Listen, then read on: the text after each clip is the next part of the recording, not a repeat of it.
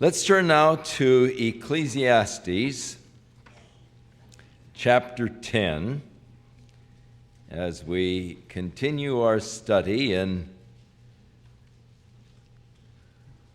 the words of the preacher, the Ecclesiastes. Solomon is identified as the writer, written in his later years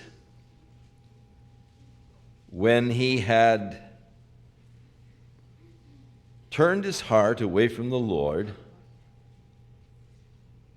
and he sees in this book the emptiness and the futility of life at its best apart from Christ. He had tasted of everything. He had done everything. He said there is not a single thing that he desired that he did not withhold from himself. And yet, having tasted of it all, he speaks of the emptiness of it all. The emptiness of all of those worldly accomplishments, worldly glory, the riches and the fame was empty in and of themselves.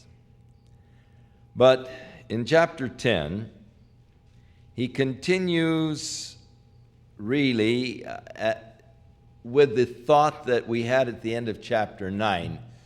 You do understand that when Solomon wrote this, he didn't write it in chapters. Chapter 9, verse 18, and then opened up chapter 10. But it's just one book, one scroll, without any divisions.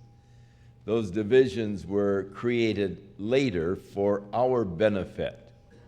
It's a lot easier to look up a scripture because you have it in the chapters and verses, so we can make reference to a particular scripture. But originally it wasn't set out that way. Now, in setting it out in chapters, it's extremely handy for us in referencing scriptures.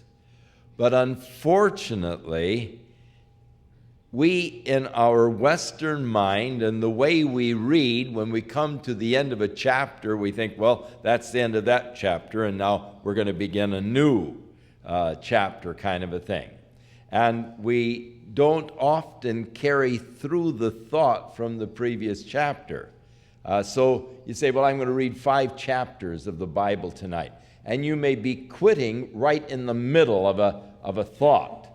If you'd read on the next chapter, then you'd carry on. And in studying it as we are, when we're just taking a few chapters a week, unfortunately, we many times are making a break right in the middle of a development of a thought. And such is the case in chapter 9 and chapter 10, and even in 11 and 12.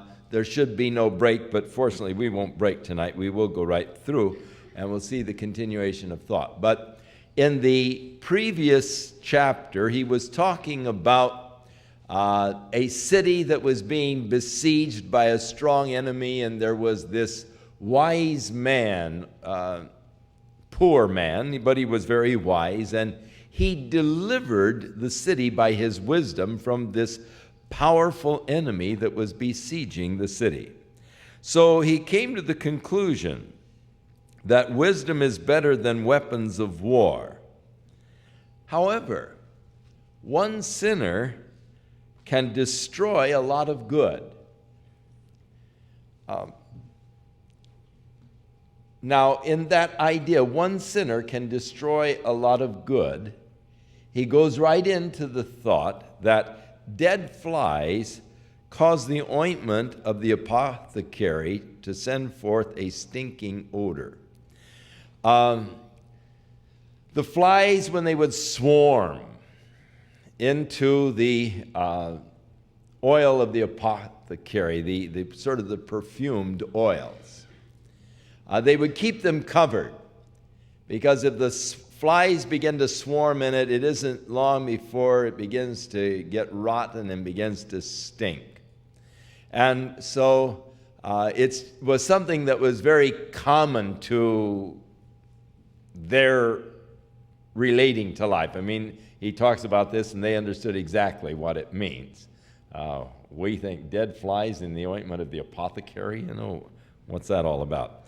But the people at that time understood completely as they saw these swarms of flies, and they would get into the oil, the perfumed oils, and turn them into a stinking odor.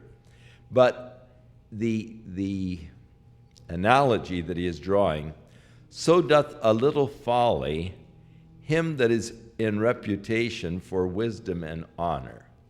You take a man who has a great reputation for wisdom, a man who is held in high esteem and honor. All it takes is just a little folly to turn that whole opinion of the man. The idea is one sinner can destroy much good. It just takes a little bit. Just a little folly can take a man who is in authority, power, great reputation, and just bring him down very quickly. So a little folly to him who is in reputation. A wise man's heart is at his right hand, and a fool's heart is at his left.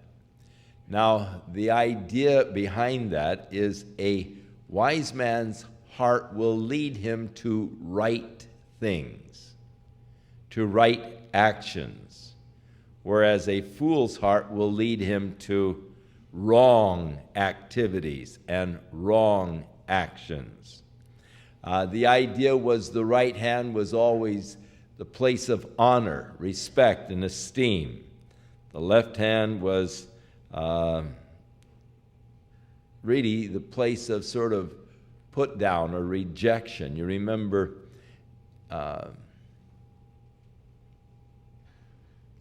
Jesus, when he comes again, will gather together the nations, and he will separate them as a shepherd separates the sheep from the goat, and to those on his right hand he will say, "Come ye blessed of the Father, inherit the kingdom."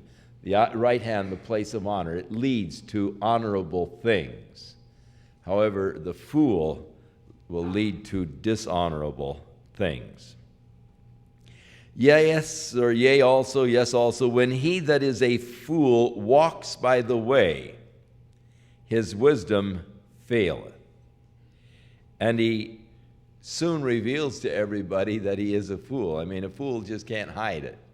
It's going to come out. As he walks in the way, it becomes very obvious that the guy's a fool. So his actions speak to everybody the fact that he is a fool. Now, changing the thought, if the spirit of the ruler rise up against thee, leave not thy place, for yielding pacifieth great offenses. Basically, he is making reference here to a man who sits as a counselor to a king. And the king doesn't follow your counsel, or he turns from the advice that you have given him. Thus his spirit rises up against the counsel. Don't get in a huff and quit and say, well, if you're not going to listen to me, then I'm leaving, Don't remove from your place. For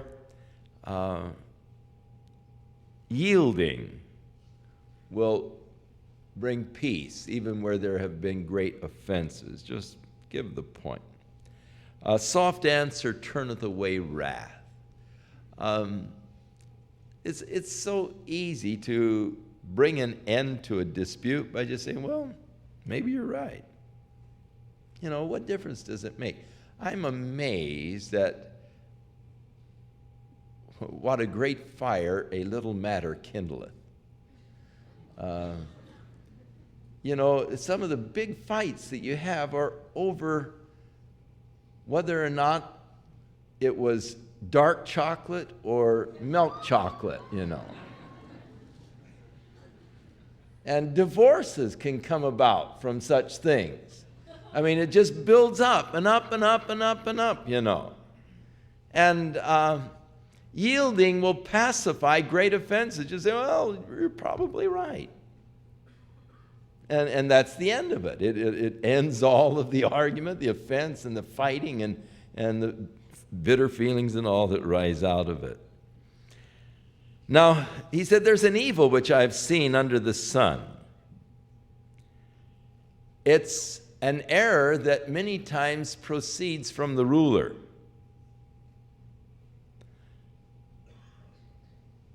For I have seen folly that has been set in great dignity, while the rich sit in a low place. The exalting, really, of the fools and the denigrating of the wise. I have seen servants upon horses, riding in the place of honor, while princes were walking as the servants on the earth. So I've seen a reversal of order, he said. I've seen fools that have been exalted while the wise men are sort of put down. I've seen princes who were put down while the servants were exalted. And here's a proverb, in fact, there's a few here. He that digs a pit shall fall into it. You set a trap for someone else, and quite often you're caught in your own trap. In our neighborhood, there is a posted 25-mile-an-hour speed zone. The people don't always observe it. And every once in a while, some of the people in the neighborhood call the Newport Beach Police Department, and they ask them to set up a radar unit to keep the people at the proper speed, to make sure that they don't exceed the 25-mile-an-hour speed limit. The interesting thing about that is that the people who called and complained and asked that the police set up the radar trap were invariably the ones that got caught exceeding the speed. And it's sort of a joke in the neighborhood, because the fellow who called and did the most complaining got caught himself for speeding. So you dig a pit, and that is the idea of digging a pit for a trap, to trap an animal or whatever. He who digs the pit will fall into it himself. And whoso breaks a hedge or a wall, a serpent shall bite him. Now, they used to have these rock walls between their vineyards. And if a person goes to break down a rock wall, there are these little snakes that would nest in these rock walls. And so in taking down a rock wall, you were very apt to be bitten by a snake. It's the idea, it's a dual type of digging a pit, you'll fall into it. You go to hurt someone by breaking down their wall, and you will get hurt. You'll be bitten by the serpent. And whoever removes the stones, these stones were the markers for the field, and a person would try and pick up a little extra acreage by going out and moving these stones that marked off the limits of the field. If you go to remove the stones, you'll be hurt therewith. And he that splits wood shall be endangered thereby. Now, if the iron and that is the axe is dull. If you do not sharpen the edge, then you've got to put more strength to the job. But wisdom is profitable to direct. In other words, rather than using all of your strength with a dull axe, it takes a little effort to sharpen it, and it takes then a lot less effort to do your job. Surely the serpent will bite without enchantment, and a babbler is no better. Now, that is, a babbler will bite you. A person who's just, there are people who are just mouthy. And the Bible here calls them babblers. And unless a serpent is enchanted, now they did have those guys with the flutes and the serpents, they were the serpents and all. And unless they are enchanted and all, they'll strike. But so with a babbler, a mouthy person, they'll strike you. You got to watch out for them. The words of a wise man's mouth are gracious, but the lips of a fool will swallow him up. So you can tell what a man is by his words. The beginning of the words of his mouth is foolishness, and the end of his talk is mischievous madness. That is the fool. They'll swallow him up. His words start off with foolishness, and the end of it is just mischievous madness. A fool also is full of words. But a man cannot tell what shall be and what shall be after him. Who can tell him? People do a lot of talking, but really you don't know what is going to take place tomorrow. The labor of the foolish worrieth every one of them, because he knows not how to go to the city. Woe to thee, O land, when your king is a child, and your princes eat in the morning. Now, the idea is that of dining and eating. And if your princes are eating in the morning, you're in trouble. Means that they're drinking in the morning and eating, and they really should be about their business during the day. But they're playboys, eating in the morning. Blessed are you, O land, when your king is the son of nobles, and your princes eat at the proper time. And they eat not for pleasure, but they eat for strength, and not for drunkenness. By much slothfulness, the building decayeth. I think we all know that, don't we? Our houses, they need constant upkeep, and it's sort of a frustrating thing when you just see your house going to pieces in front of you and you just don't have the time to do the things that you need to do to keep the house up. So by much slothfulness the building decayeth, and through idleness of the hands the house just drops through. A feast is made for laughter, wine makes merry, but money answers all things. Now, how many of you really believe that? Money is the answer to everything. There are people that do believe that. Anything and everything can be answered by money. Curse not the king, no, not in your thought.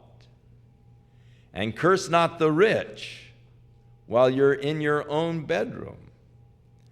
For a bird of the air shall carry the voice, and that which hath wings shall tell the matter. Have you ever heard them say, a little bird told me? You ever wonder where they got that? This is the scripture where that saying comes from, where Solomon says, just be careful what you say, even in secret, even in the privacy of your own home. It's amazing how your words can get out, how you can be exposed. And so just be careful of the things that you say, even in secret. Cast your bread upon the waters, for thou shalt find it after many days. Now, there are those who understand this and interpret it as the bread meaning the wheat or the grain from which the bread is made. And in Egypt, they used to have a practice in the flooding of the Nile River, when it was overflowing its banks, to just stand there where the banks were overflowing and toss their wheat into the water. The overflowing bank, the overflowing river, overflowing bank. Just toss the wheat in, and of course it's carried out then into the plains, into this rich soil that is being carried with the flood, and that was the way they spread their seed. Rather than going through the fields, they would just toss it on the water and let the river carry it into the fields that were beside the river at the time of overflow. And then it would take root, and they would have a rich, rich harvest of wheat. And they think that Solomon is making reference to that practice of casting the wheat on the water. You will find it after many days. It'll grow, it'll come up, and you'll have a rich harvest. The idea is that of receiving by giving away. Now, it is a strange principle that is taught in the Bible, a spiritual principle, and that is a person who gives shall receive. And you gain by giving. Jesus expressed the principle. He said, "Give, and it shall be given unto you. Pressed down, measured out, and running over shall men give into your bosom." He said, by whatsoever measure you mete it out, it will be meted back to you again. Paul said that. If you sow sparingly, you're going to reap sparingly. If you sow bountifully, you will reap bountifully. So the more you give to the Lord, to others, the more you're going to receive. God will never be a debtor to you. The more you give to God, the more God is going to return to you. He'll never be your debtor. It's an important spiritual principle that many people do not follow because they cannot logically understand it. It doesn't make sense that the more I give, the more I'm going to get. My logic tells me the more I hoard, the more I'm going to have. But when Paul made this analogy, I can begin to understand it. He said, the more, or he who sows sparingly, in other words, if you go out to sow your wheat and you just drop a seed here and drop a seed there and you sow very sparingly, I want to be very careful how I sow my wheat, just a seed here, a seed there, then you're going to have just a little shoot, and a little shoot here, a little shoot there, You're not going to have much of a crop. But if you go out and just throw out the seed everywhere, as you're sowing the wheat, then you're going to have a bumper crop of wheat. You're going to have wheat coming up all over the place. So the more you give, the more you get. It's the idea that Paul is seeking to put across in this illustrating the principle of giving. Sowing sparingly, reaping sparingly, sowing bountifully, reaping bountifully. So cast your bread upon the water, for you will find it after many days. Give a portion to 7, also to 8. Be giving, For you know not what evil shall be upon the earth. You don't know what's going to happen to you in days to come. It may be that you're going to need help one of these days. If you're generous, if you're giving to people, then if you are in need, they will be helpful and generous to you.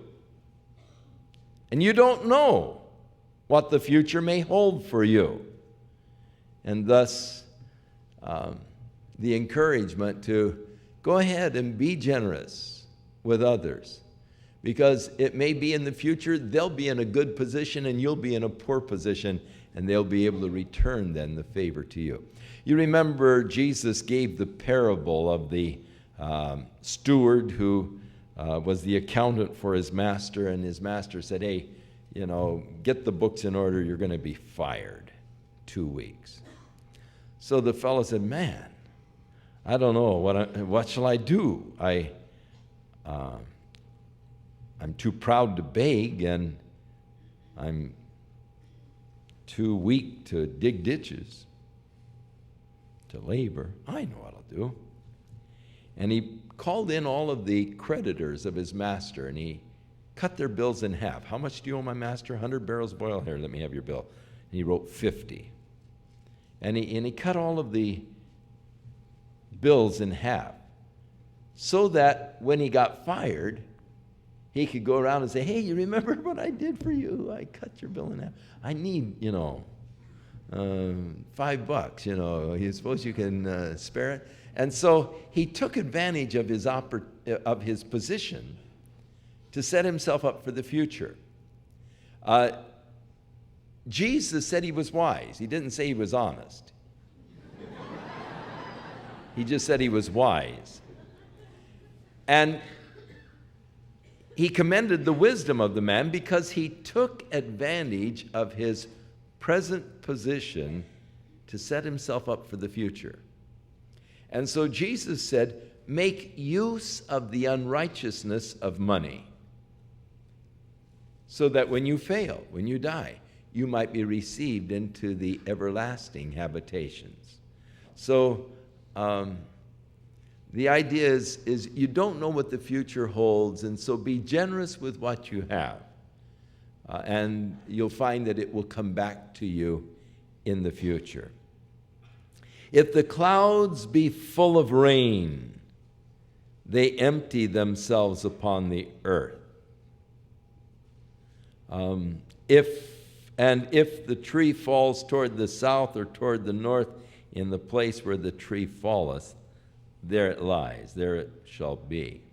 So the clouds, you see them, cloudy day, but yet they empty themselves upon the earth. They give what they have. And then they seem to keep having sufficient, to keep giving.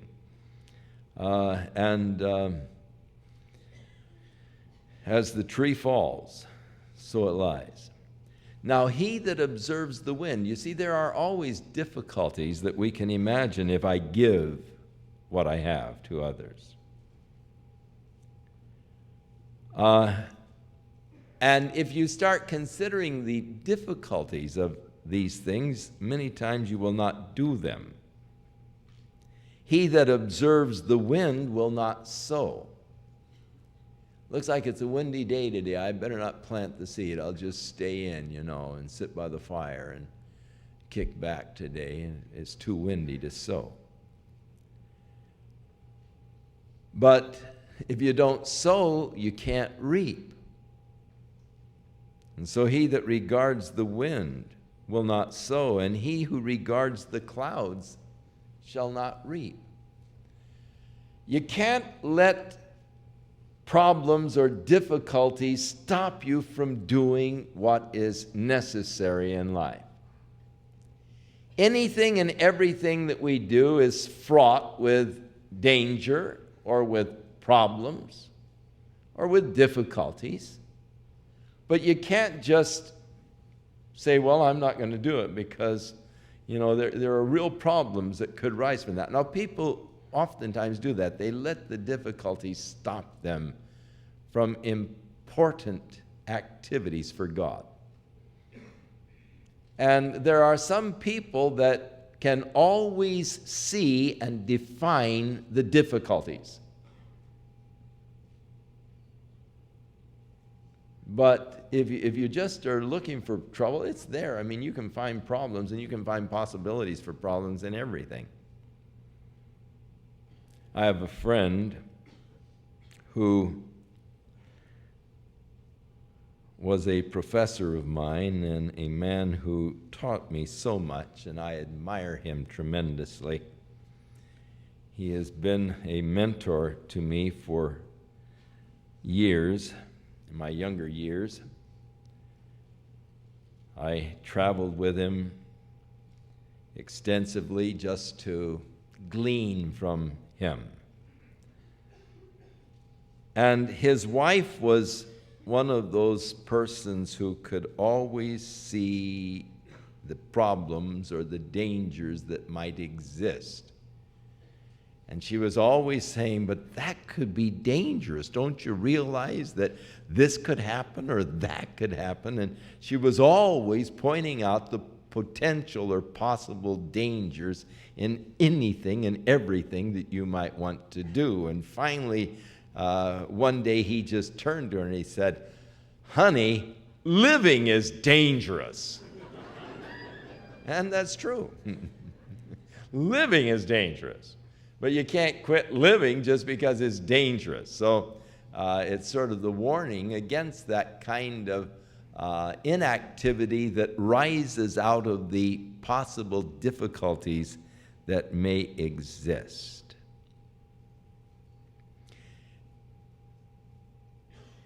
Now, even as you don't know what is the way of the Spirit, nor how the bones grow in the womb of the mother who is with child, even so you do not know the works of God who makes all things. We don't really know or understand the works of God. We don't really know the way of the Spirit. Jesus said concerning the Spirit in John 3, the Spirit blows wherever it wishes. You hear the sound of it, but you can't really tell where it's coming from or where it's going. So is he that is born of the Spirit. And so talking about the Spirit moves in interesting ways. We don't understand the moving of the Spirit. There are some times when I feel, the Spirit ought to really move now, and it doesn't seem to move. And then there are other times I think, man, what a quench. The Spirit sure can't move here, and he does. And we just don't understand the moving of the Spirit. And that's what Solomon's saying here. We really don't understand how the bones of the child are formed within the womb.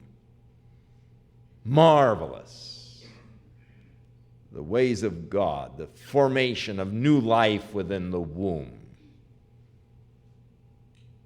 And so, we don't really know the works, the ways of God, who makes all things, makes that child in the womb. Marvelous, marvelous, marvelous miracle. So in the morning, sow your seed, whether it's windy or not. In the evening, do not withhold your hand. That is from helping others, giving to others. For you know not whether it will prosper either in this or that, or whether they both shall be alike good. So get out and do your work, give to others, don't slack. And you really don't know what may come of it, but it isn't necessary. It's just necessary that we do what the Lord has commanded us to do. It's necessary that I sow seed. It isn't really necessary that I reap the harvest. God has called us to be his witnesses. Whether or not people accept or reject is not your problem. You are to just share the truth of God. You're just to share the love of God. You're to share the Word of God. Plant the seed in their hearts. Sow the seed of God's Word to people, and then leave with God what comes of it. Don't worry about it. Oh, I was witnessing all week long. No one, would listen to me. Keep witnessing. Go out and do your job. Do what you're supposed to do. And leave the rest with the Lord. Truly, the light is sweet, and it's a pleasant thing for the eyes to behold the sun. Daytime is a great time. But if a man lives many years, and he rejoices in all of them, let him remember the days of darkness, for they shall be many. All that come is vanity. You might live a good life, a long life, see a lot of daylight and all, but a day of darkness is coming, man, is what Solomon is saying. And they're going to be many too. And all that you've done is going to come to nothing. Well, not quite so. As we pointed out in our person to person this morning in the bulletin, Paul the Apostle encourages us in 1 Corinthians 15 by declaring to us that your labor for the Lord is not in vain. Whatever you do for God is never in vain. And as I said, God calls you to sow the seed, to plant the seed, His word in the hearts of people, in the minds of people. Now, you're paid not by commission. You're just paid a salary for doing the job of sowing the seed. And you get the same pay whether or not there's any fruit or lots of fruit. You're not paid by the amount of fruit that comes from sowing the seed. You're just paid to sow the seed. So it's not up to you to say, well, I just, have no success in sharing my faith with others.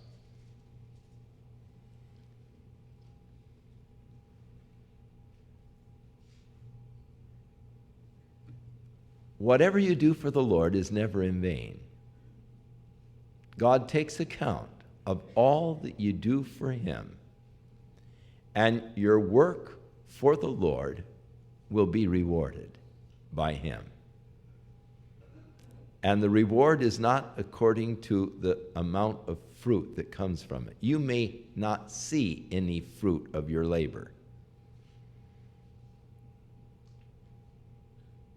God may not call you to reap. As Paul said, one sows, one waters, God gives the increase. So he that sows is nothing, he that waters is nothing, but it is God who gives the increase.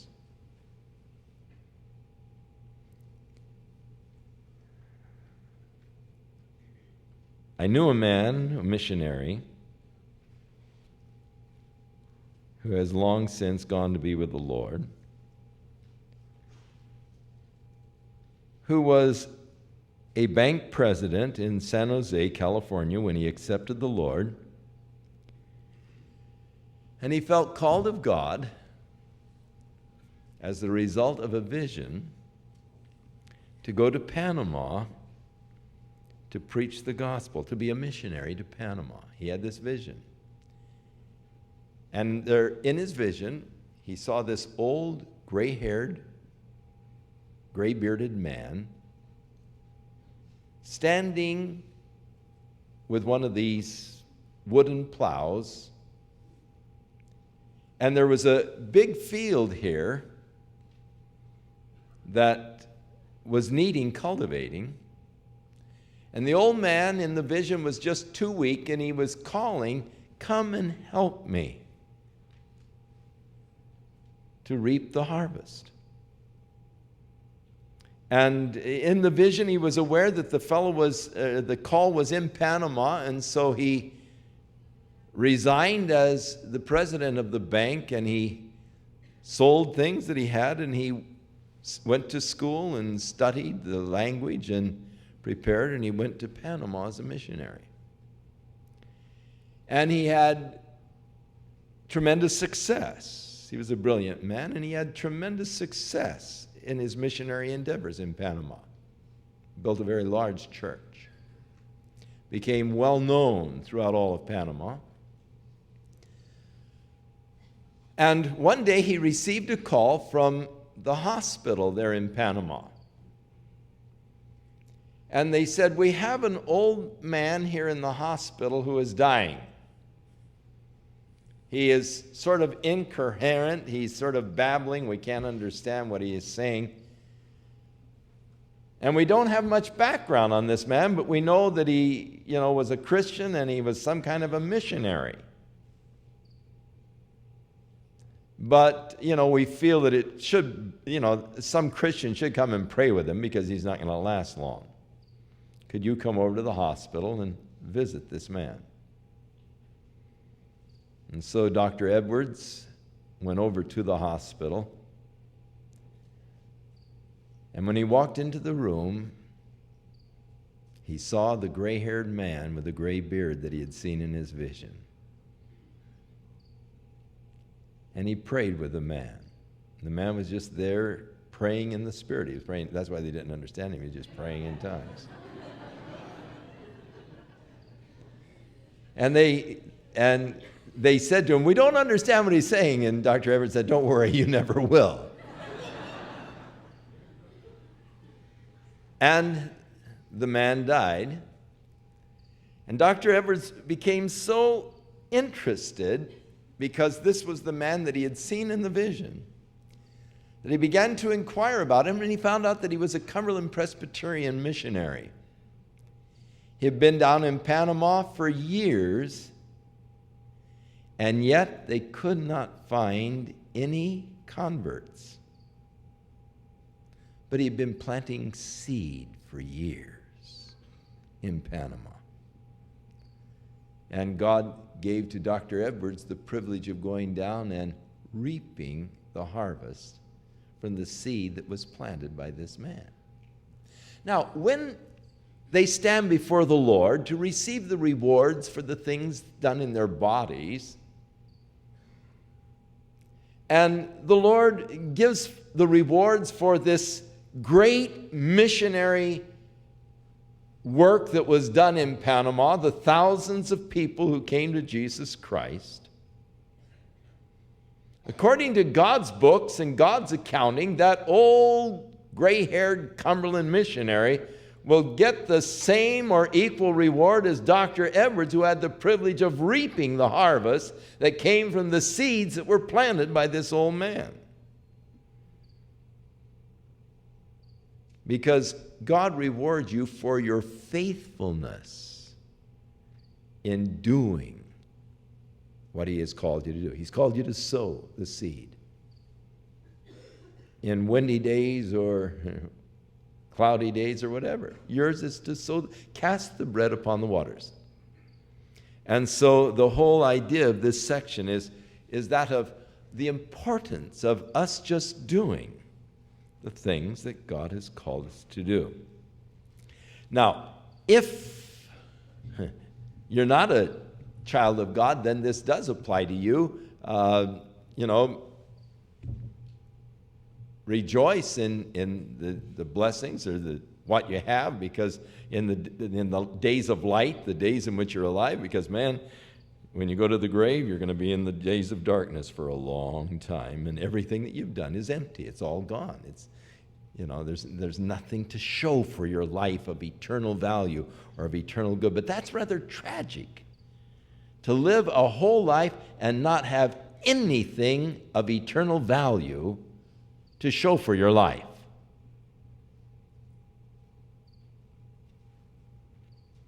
So his conclusion is to rejoice, O young man, in your youth. Let your heart cheer you in the days of your youth. Walk in the ways of your heart, in the sight of your eyes, but know this, that for all of these things, God is going to bring you into judgment. Someday you're going to answer for it. Just remember that. You will give an accounting to God for your life, and you will receive the rewards for those things that you have done that were for eternal benefit and glory. Therefore, he said, remove sorrow from your heart, put away evil from your flesh, for childhood and youth are emptiness. So remember now your Creator in the days of your youth. Before those evil days come and the years draw nigh, when you will say, I have no pleasure in them. Now, he's saying, while you're young, remember your Creator. Serve God. Take advantage of your youth in serving the Lord. Before those evil days, or while the evil days come not, or before they come, nor the evil years draw near. Now, evil is not the sense of wicked evil, but just the days of older age when you just can't get around as easy as you used to get around. Those days when you wake up and you ache all over and you say, oh my, my aching body. The days in which you have no pleasure in them anymore. It's not, you don't wake up excited and say, man, wonder how the surf is today. But you say, it's hard to roll out of bed. You stand up rather slowly and you feel the cricks and oh my. While the sun or the light or the moon or the stars be not darkened, and the clouds nor the clouds return after the rain. Now he gives some interesting figures of speech for some of the problems that a person experiences as the body begins to wear out. The keepers of the house are your arms, your hands. So in the days when the keepers of the house shall tremble, you notice how people when they get older begin to tremble. I've noticed that my writing is beginning to get trembly. And I used to always think it was rather funny when my aunt would write to me in trembling script, but it's catching up with me now. The keepers of the house begin to tremble.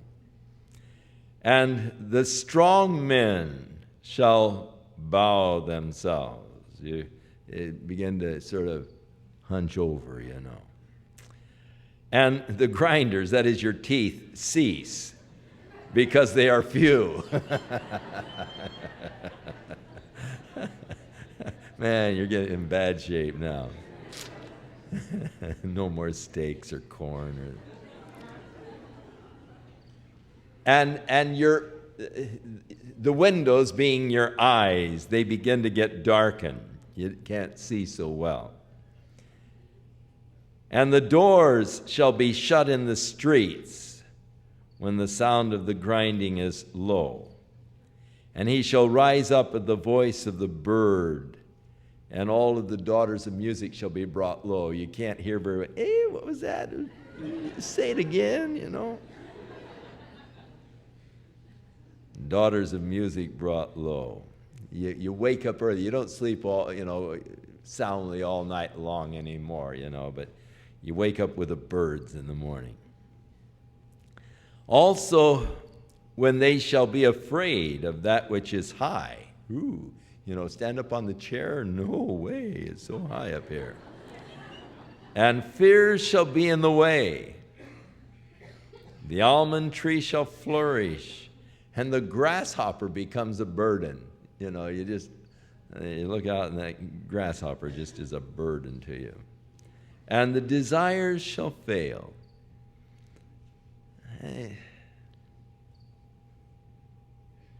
Used to be that surfing was important to me. Someone asked me, I've been surfing late. No, it's been years. Desires failed. Things don't mean the same to you as you get older. I mean, it's just stuff that used to be so, oh my, yes, let's go for it. Well, you sure you want to go for it,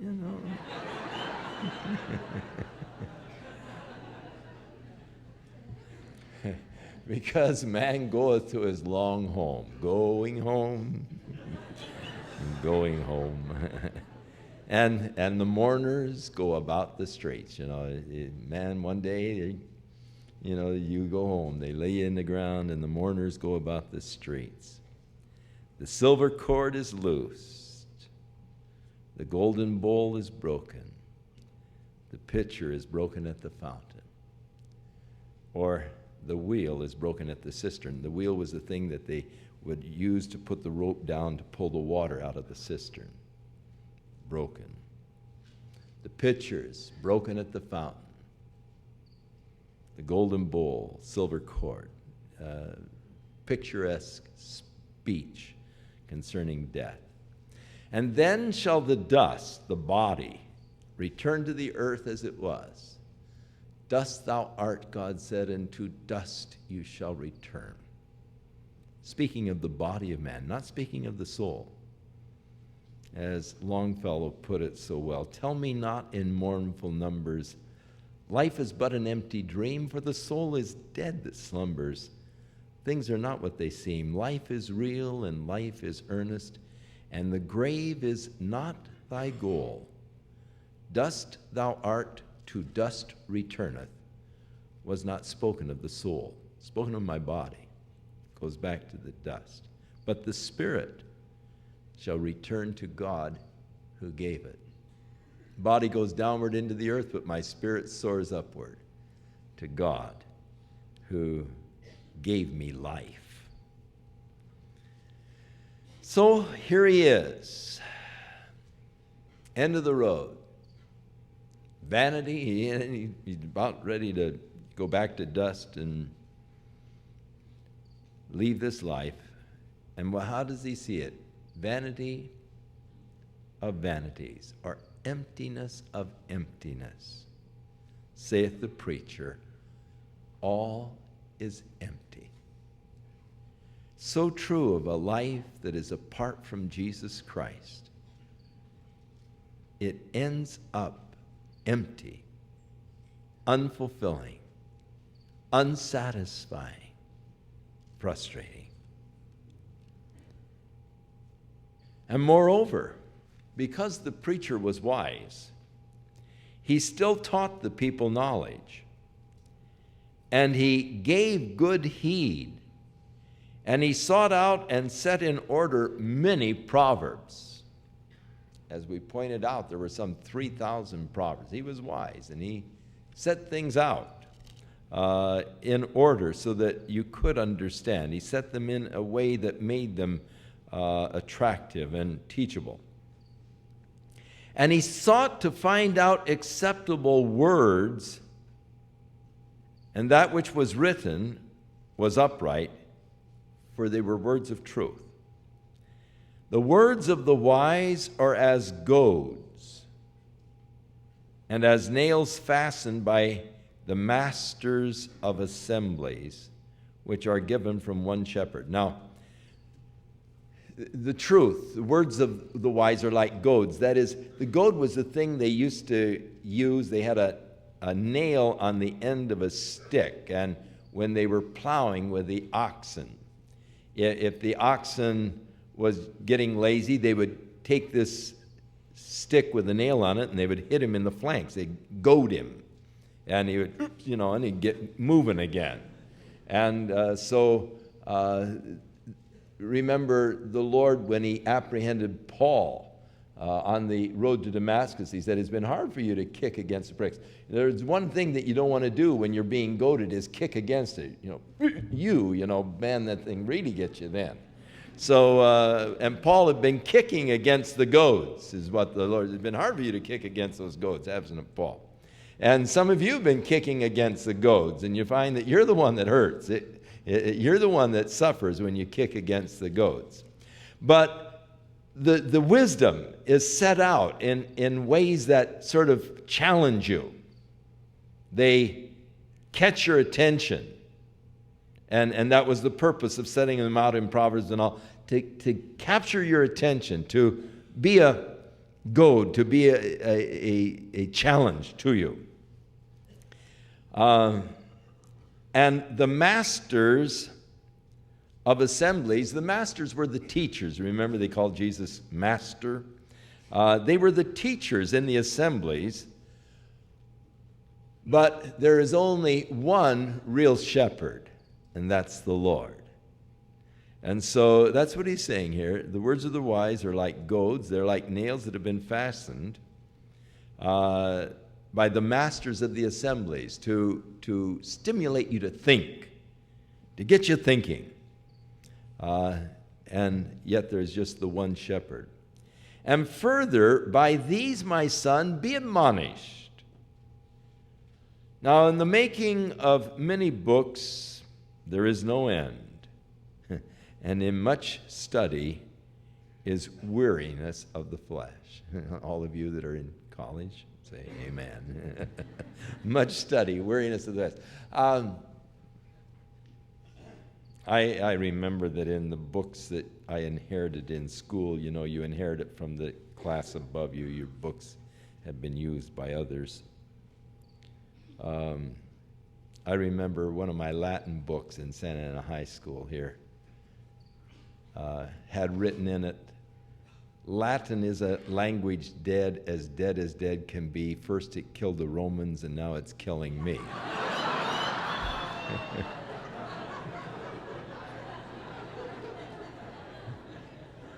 And it just about killed me too. But another history book that I had written in it, the more you learn, the more you know. The more you know, the more you forget. The more you forget, the less you know. So what's the use of learning? And that's pretty much what Solomon is saying here. With much learning is weariness to the flesh. Much study. So let's hear the conclusion of the whole matter. He says, this is it. Just fear God and keep the commandments. For this is the whole duty of man. This is why you exist. This is the purpose for life. God created you that you might fellowship with him, and living in fellowship with him, standing in reverence of God and in awe of God. The idea of fearing is worshipful fear or reverential fear of God. In the worship of God, awe of his greatness, of his power. Just fear God, keep his commandments. For this is the whole duty, this is the purpose of man. For God shall bring every work into judgment with every secret thing, whether it be good or whether it be evil. Someday, you're going to stand before the eternal God, and all of the things that you have done will be brought, whether they be good or evil, unless you're a child of God and the evil is all erased. I love that. There is therefore now no condemnation to those that are in Christ Jesus. He's erased the negative aspect of my account, taking away my sin. But this is the whole duty of man. One day you'll stand before God. So fear God, keep his commandments. Shall we stand?